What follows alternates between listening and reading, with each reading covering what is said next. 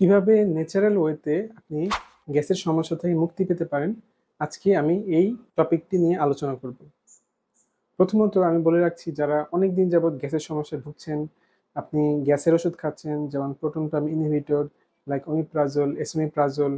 এছাড়া আপনি দেখা যাচ্ছে যে অনেক সময় কনস্টিপেশনে ভুগছেন, অথবা আপনি আইবিএসে ভুগছেন, বা আপনি ডায়রিয়াতে ভুগছেন, বা পেট ফাঁপা ফাঁপা একটা ভাব থাকছে, বা বুদবুদ ফুটছে পেটে, বা বুকে ব্যথা হচ্ছে গ্যাসের থেকে। এই সমস্যাগুলো আপনি কিভাবে ঘরোয়া উপায়ে প্রতিরোধ করতে পারেন, অথবা আপনি কিভাবে ঘরোয়া উপায়ে এটাকে আপনি সমাধান করতে পারেন, এটা নিয়ে আজকে আমি আলোচনা করব। প্রথমেই বলে নিই কি কি কারণে আমাদের এই গ্যাসের সমস্যাটা হতে পারে। আমাদের গ্যাসের সমস্যা বা যে কোনো পেটের সমস্যা হওয়ার প্রধান এবং এক নম্বর যে কালপিট, সেটা হচ্ছে হেলিকোব্যাক্টার পাইলোরি। এটা হচ্ছে একটা ব্যাকটেরিয়া। এই হেলিকোব্যাক্টার পাইলোরি যে ব্যাকটেরিয়াটা আছে, এটা আমাদের শরীরে কিভাবে প্রবেশ করে।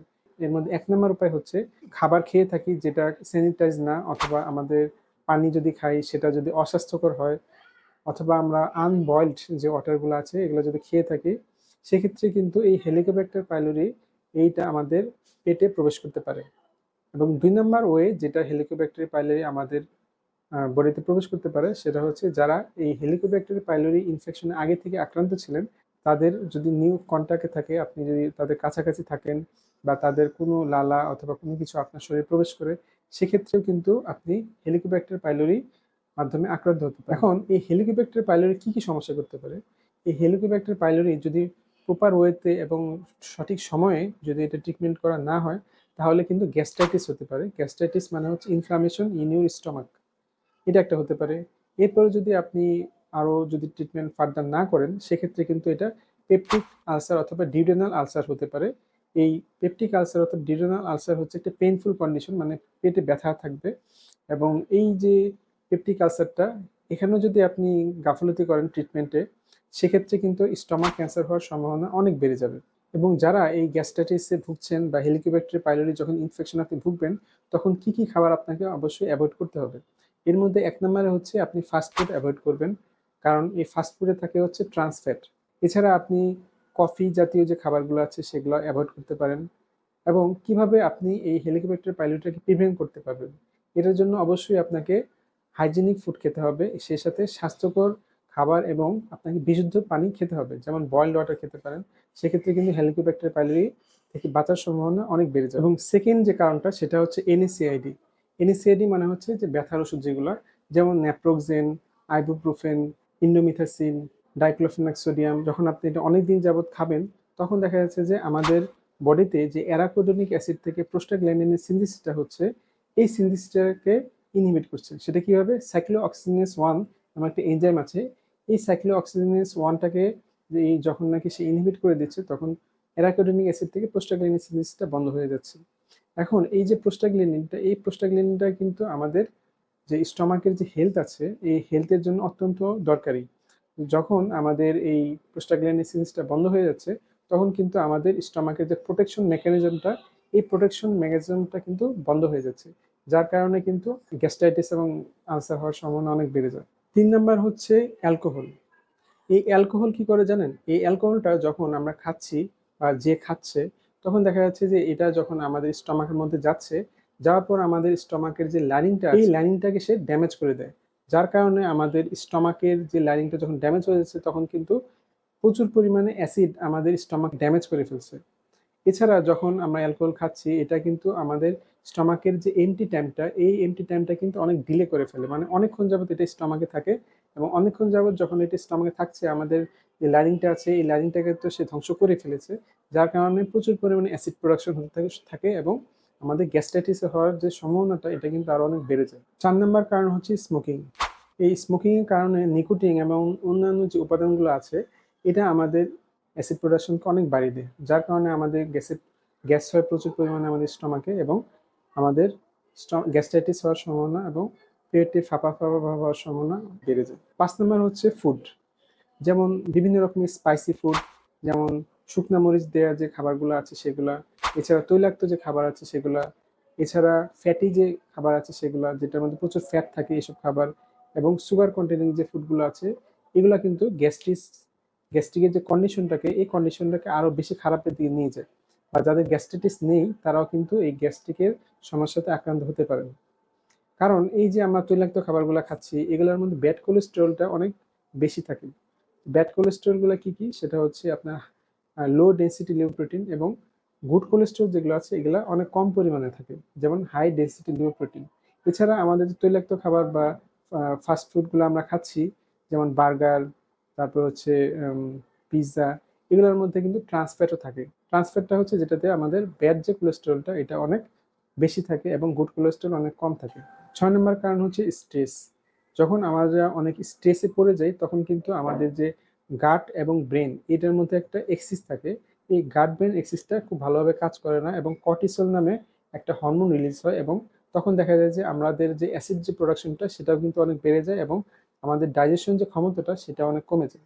এখন আসা যাক ঘরোয়া সমাধান কি হতে পারে এই গ্যাসের সমস্যা বা পেটে ফাঁপা ফাঁপা একটা ভাব হওয়া অথবা কনস্টিপেশন অথবা ডায়রিয়া অথবা আইবিএস, যে কোনো সমস্যার জন্য আপনি কি কি করতে পারেন।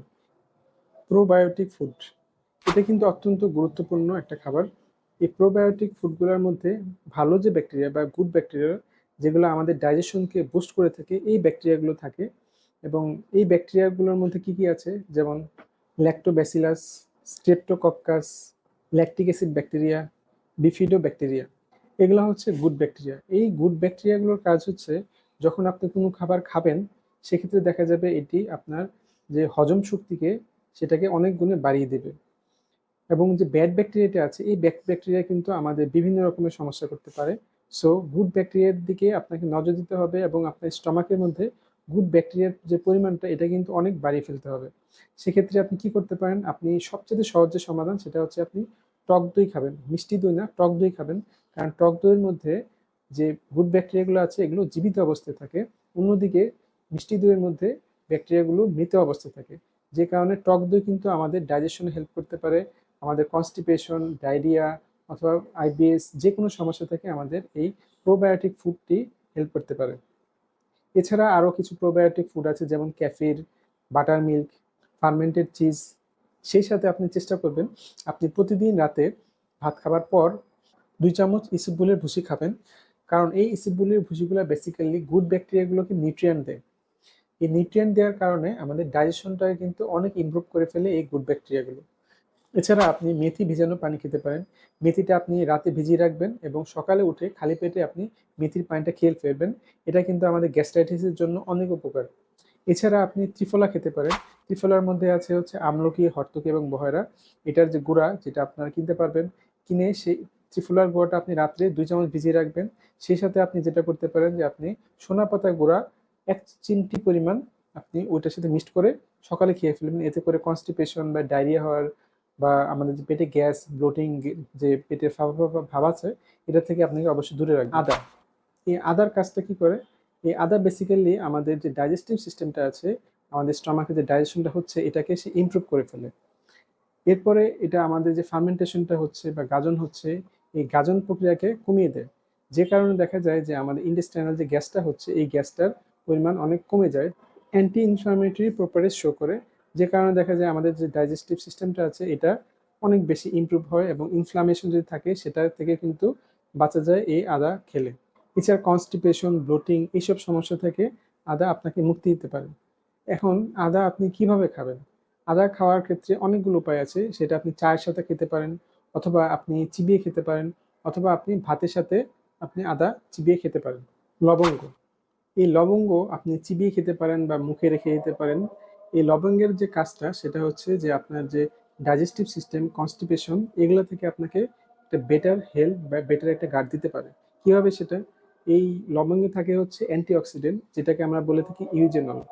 এই ইউজেনলের কাজ হচ্ছে আমাদের হজম প্রক্রিয়াকে উন্নত করা, আমাদের যে গ্যাসের সমস্যা আছে এটা থেকে আপনাকে রক্ষা করতে পারে, কনস্টিপেশনের যে সমস্যা এটা থেকে আপনাকে রক্ষা করতে পারে। এছাড়া এই লবঙ্গের মধ্যে আছে খনিজ উপাদান যেমন ক্যালসিয়াম, ম্যাগনেসিয়াম, আয়রন, যেটা আমাদের রোগ প্রতিরোধ ক্ষমতাকে বাড়াতে পারে। এছাড়া এতে থাকে অ্যান্টিব্যাকটেরিয়াল প্রপার্টি যেটা আমাদের রোগ জীবাণুকে ধ্বংস করতে পারে এবং এটা আমাদের স্কিনের জন্য ভালো। সেই সাথে আমাদের এটা ব্লাড গ্লুকোজ যেটা আছে এই ব্লাড গ্লুকোজকে কিন্তু কন্ট্রোল করতে পারে। ইম্পর্টেন্ট কিছু খাবার এবং লাইফস্টাইলের কথা এখন বলবো, যেগুলো মেনে চললে আপনি অবশ্যই গ্যাস্ট্রাইটিস এবং গ্যাসের যে কোনো সমস্যা থেকে মুক্ত থাকতে পারবেন। এর মধ্যে 1 নম্বর হচ্ছে আপনি যে গ্যাসের যে ওষুধগুলো আছে প্রোটন পাম্প ইনহিবিটর যেমন ওমিপ্রাজল এসএমিপ্রাজল, এগুলো আপনি লম্বা সময় খাবেন না। সাপোজ আপনাকে ডাক্তার দিয়েছে 1 মাস বা 2 মাস, আপনি যদি এর থেকেও বেশি পরিমাণে খেয়ে ফেলেন বা কন্টিনিউ করেন খাওয়াটা, সেক্ষেত্রে দেখা যায় যে আপনার হাইপার গ্যাস্ট্রেনিমিয়া হতে পারে। এই হাইপার গ্যাস্ট্রেনিমিয়াটা কি? যখন আপনি এই ওষুধগুলো অনেক লম্বা সময় ধরে খাচ্ছেন, মাসের পর মাস এবং বছরের পর বছর, তখন দেখা যায় যে গ্যাস্ট্রিন নামে একটা হরমোন আপনার ব্লাডে সিক্রেশন হয়। এটাকে যখন আপনি অনেক বেশি দিন ধরে খাবেন, এই গ্যাস্ট্রিনের পরিমাণটা, এই গ্যাস্ট্রিন নামে হরমোনের পরিমাণটা আপনার ব্লাডে অনেক বেশি হয়ে যাবে। এই কন্ডিশনটাকে বলা হয়ে থাকে হাইপার গ্যাস্ট্রেনিমিয়া। এই হাইপার গ্যাস্ট্রেনিমিয়ার কারণে আমাদের যে স্টমাকের যে ওয়াল বা লাইনিংটা আছে, এখানে একটা অ্যাবনর্মাল সেল প্রলিফারেশন করে থাকে। যখন এই অ্যাবনর্মাল সেল প্রলিফারেশন হয়, সেটা থেকে একটা টিউমার তৈরি হয়। মানে হচ্ছে সেলটা 2টা থেকে 4টা না হয়ে 2টা থেকে 8টা হয়ে যায়, 8টা থেকে 24টা হয়ে যায়। এভাবে বাড়তে বাড়তে দেখা যায় একটা টিউমারের মতো সেল তৈরি করে এবং টিউমার থেকে আস্তে আস্তে এটা ক্যান্সারে রূপান্তরিত হয়। এছাড়া আপনি যদি এই প্রোটন পাম্প ইনহিবিটরগুলা বা গ্যাস্ট্রিকের যে ওষুধগুলো আছে ওমিপ্রাজল এসএমিপ্রাজল অনেক দিন যাবত খান, সেক্ষেত্রে দেখা যাবে যে অস্টিওপোরোসিস হওয়ার সম্ভাবনা অনেক বেড়ে যায়। সেটা কিভাবে? কারণ হচ্ছে যখন আপনি গ্যাস্ট্রিক ওষুধটা খাচ্ছেন, তখন কিন্তু আপনার অ্যাসিডের পরিমাণটা আপনার স্টমাকে কমে যাচ্ছে। এখন এই অ্যাসিডটা কিন্তু আবার আমাদের যে ক্যালসিয়াম অ্যাবজর্পশন হচ্ছে বোনে, এটার জন্য দরকার অ্যাসিড। কিন্তু আপনার যেহেতু অ্যাসিড এর পরিমাণটা অনেক কম, সেক্ষেত্রে দেখা যায় যে আপনার অস্টিওপোরোসিস হওয়ার সম্ভাবনা অনেক বেড়ে যায় because of lake of calcium in your বোন। রাতে ঘুমানোর আগে আপনি অবশ্যই 2 থেকে 3 ঘন্টা আগে আপনার খাবারটা সেরে নেবেন। তার কারণ হচ্ছে যখন আপনি খাওয়ার পরপর যদি আপনি শুয়ে যান, সেক্ষেত্রে দেখা যাবে যে আপনার পেটের মধ্যে যে খাবারগুলো আছে, এই খাবারগুলার যখন আসছে আপনার পেটে বা স্টমাকে, তখন কিন্তু অ্যাসিড সিক্রেশন হওয়া বেড়ে যায়। তো যখন আপনি শুয়ে পড়ছেন খাওয়ার পর, তখন দেখা যাচ্ছে যে আপনার অ্যাসিডগুলো নিচের দিকে না যেয়ে অ্যাসিডগুলো আপনার এই খাদ্যনালী দিয়ে উপরের দিকে চলে আসে। সেই সাথে আমাদের যে খাদ্যনালীর যে একটা এবং স্টমাকের মধ্যে যে একটা বাল্ব থাকে, এটাকে বলা হয়ে থাকে লয়ার ইসোফেগাল স্ফিংটার। এই লয়ার ইসোফেগাল স্ফিংটারটাকে ভেদ করে এই অ্যাসিডগুলো আমাদের খাদ্যনালীতে চলে আসে। তখন কিন্তু আমাদের একটা কন্ডিশন তৈরি হয়, যে কন্ডিশনটাকে আমরা বলে থাকি গ্যাস্ট্রো ইসোফেগাল রিফ্লাক্স ডিজিজ। তো এই যে গ্যাস্ট্রো ইসোফেগাল রিফ্লাক্স ডিজিজ হচ্ছে, এটার কারণে আমাদের বুক জ্বালাপোড়া করতে পারে এবং অ্যাসিডিটি কিন্তু অনেক বেড়ে যেতে পারে। পরিমাণ মতো খাবেন, মানে হচ্ছে যে আপনার স্টমাকের 3 ভাগের 1 ভাগ আপনি খাবেন। আপনি যদি অনেক বেশি খেয়ে ফেলেন, তখন যদি খুব বেশি পরিমাণে অ্যাসিড সিক্রেশন হয়, তাহলে দেখা যাবে যে খাদ্যনালীতে অ্যাসিডগুলো চলে আসবে এবং আমাদের স্টমাকে অ্যাসিডগুলো ধরে রাখার জায়গা থাকবে না। তো যে কারণে আপনি খাবেন, হ্যাঁ আপনি অবশ্যই খাবেন, বেশি বেশি না করে একটু পরপর 1 ঘন্টা 2 ঘন্টা পর পর আপনি খেতে হবে। আরও একটি টিপস হচ্ছে আপনি কাঁচা পেঁয়াজটা খাবেন না। বিশেষ করে যাদের গ্যাস্ট্রিকের সমস্যা আছে, তারা কাঁচা পেঁয়াজটা খাবেন না। তার কারণ হচ্ছে এই কাঁচা পেঁয়াজটা আমাদের যে গ্যাস্ট্রোইসোফেগাল রিফ্লাক্স ডিজিজ হয়, অথবা আমাদের যে যে খাদ্যনালী এবং আমাদের স্টমাকের মাঝখানে একটা বাল্ব থাকে, এটাকে বলা হয়ে থাকে লয়ার ইসোফেগাল স্ফিংটার। এই যে লয়ার ইসোফেগাল স্ফিংটারটা আছে, এটাকে কিন্তু অনেক দুর্বল করে ফেলে বা ল্যাক্স করে ফেলে, যার কারণে আমাদের অ্যাসিডটা স্টমাক থেকে আমাদের খাদ্যনালীতে চলে আসতে পারে। ওজন নিয়ন্ত্রণে রাখতে হবে, কারণ হচ্ছে যে আপনি যে ওজন নিয়ন্ত্রণে না রাখেন, সেক্ষেত্রে কিন্তু হাইটাল হার্নিয়া হওয়ার সম্ভাবনা অনেক বেড়ে যায়। সেই সাথে আপনার পেটে যদি অনেক চর্বি থাকে, এই চর্বিটা কিন্তু আমাদের স্টমাকের মধ্যে একটা প্রেশার ক্রিয়েট করে থাকে, যে কারণে আপনি যে খাবারটা খাচ্ছেন, এই খাবারটা যখন স্টমাকে যাচ্ছে, চাপা খাওয়ার কারণে কিন্তু স্টমাকের যে অ্যাসিডটা সেটাও কিন্তু উপরের দিকে চলে আসতে পারে। সেই কারণে কিন্তু গ্যাস্ট্রো ইসোফেগাল রিফ্লাক্স হওয়ার সম্ভাবনা অনেক বেড়ে যায়। অ্যালকোহল খাওয়া একদম কমিয়ে দিতে হবে বা একদম বন্ধ করে দিতে হবে। তার কারণ হচ্ছে যে অ্যালকোহল যে আমরা যেটা খাই, এই অ্যালকোহলটা কি করছে, আমাদের যে স্টমাকের মধ্যে যে গ্যাস্ট্রো ইসোফেগাল রিফ্লাক্স হচ্ছে, এটার জন্য কিন্তু দায়ী। এটারও একইভাবে দেখা যায় যে আমাদের যে বাল্বটা থাকে, মানে ইসোফেগাস এবং স্টমাকের মধ্যে যে একটা বাল্ব থাকে, যেটাকে আমরা বলে থাকি লয়ার ইসোফেগাল স্ফিংটার, এটাকে কিন্তু অনেক দুর্বল করে দেয়। সেই সাথে আমাদের গ্যাসের যে প্রোডাকশনটা, এই প্রোডাকশনটাকে অনেক বেশি বাড়িয়ে দেয় এই অ্যালকোহল। এবং এই যে আমাদের যে স্টমাকের মধ্যে গ্যাস্ট্রিক এন্টি টাইমটা, এটা কিন্তু অনেক ডিলে করে ফেলে, যার কারণে আমাদের অ্যালকোহলটা অনেক বেশিক্ষণ আমাদের স্টমাকে থাকে এবং অ্যাসিডিটি হওয়ার সম্ভাবনা অনেক বেড়ে যায়।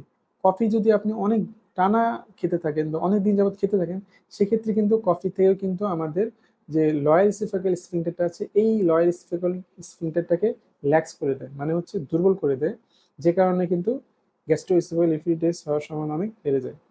কোল্ড ড্রিঙ্কস যদি আপনি নিয়মিত খান, সেক্ষেত্রে কিন্তু আপনার গ্যাস্ট্রাইটিস হওয়ার সম্ভাবনা অনেক বেড়ে যায়। তার কারণে এর মধ্যেও আছে প্রচুর পরিমাণে সুগার থাকে, প্রচুর পরিমাণে কার্বন ডাই অক্সাইড থাকে এবং অ্যাসিডিফাইং যে রিয়েজেন্টগুলো, সেগুলো কিন্তু অনেক বেশি পরিমাণে এখানে থাকে, যে কারণে দেখা যায় যে আমাদের গ্যাস্ট্রিক যে লাইনিংটা আছে এই গ্যাস্ট্রিক লাইনিংটাকে অনেক দুর্বল করে ফেলে এবং আমাদের যে লয়ার ইসোফেগাল স্ফিংক্টারটা আছে এটাকে অনেক লুজ করে ফেলে, যার কারণে আমাদের গ্যাসের প্রবলেম হওয়ার সম্ভাবনা অনেক বেড়ে যায়, আমাদের ব্লটিং হতে থাকে, তারপর আমাদের পেটে ফাঁপা ফাঁপা ভাব থাকতে পারে, বুদবুদি ফুটতে থাকে, এই সমস্যাগুলো হতে পারে। এবং ফাইনালি কোল্ড ড্রিঙ্কসের জন্য কিন্তু আমাদের স্টমাকে ইরিটেশন তৈরি করতে পারে। চর্বি জাতীয় খাবার, চর্বি জাতীয় যে খাবারগুলো আছে এগুলো আমাদের স্টমাকের মধ্যে বাইল অ্যাসিডের সিক্রেশনটাকে অনেক বাড়িয়ে দেয়, এছাড়া আমাদের গ্যাস্ট্রোইন্টেস্টাইনাল ইরিটেশন তৈরি করে থাকে এবং আমাদের অ্যাসিডিটিটাকে অনেক বাড়িয়ে দেয়। তাই চর্বি জাতীয় খাবার অবশ্যই কম খাবেন। স্মোকিং এর কারণে আমাদের স্যালিভারি গ্ল্যান্ডটা থাকে, এই স্যালিভারি গ্ল্যান্ডটাকে সে ইনহিবিট করে দেয়। এই স্যালিভারি গ্ল্যান্ডগুলা থেকে অনেকগুলো এনজাইম তৈরি করে বা লালা তৈরি করে, মানে হচ্ছে এই স্যালিভারি গ্ল্যান্ড থেকে আমাদের অনেকগুলো লালা তৈরি হয়, এই লালার মধ্যে থাকে কিছু এনজাইম যেটা আমাদের এই স্মোকিং এর কারণে নষ্ট হয়ে যায়। এবং দেখা যায় যে এই এনজাইমগুলো যদি আমাদের স্টমাকে যেতে পারতো সেক্ষেত্রে কিন্তু আমাদের ডাইজেশনটাকে আরো ইমপ্রুভ করতে পারতো।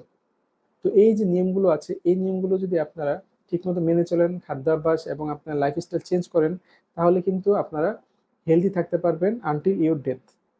সো যদি এই ভিডিওটি আপনাদের ভালো লেগে থাকে আপনারা অবশ্যই সাবস্ক্রাইব, লাইক এবং ফলো করতে ভুলবেন না। Thank you very much. Stay safe and stay healthy.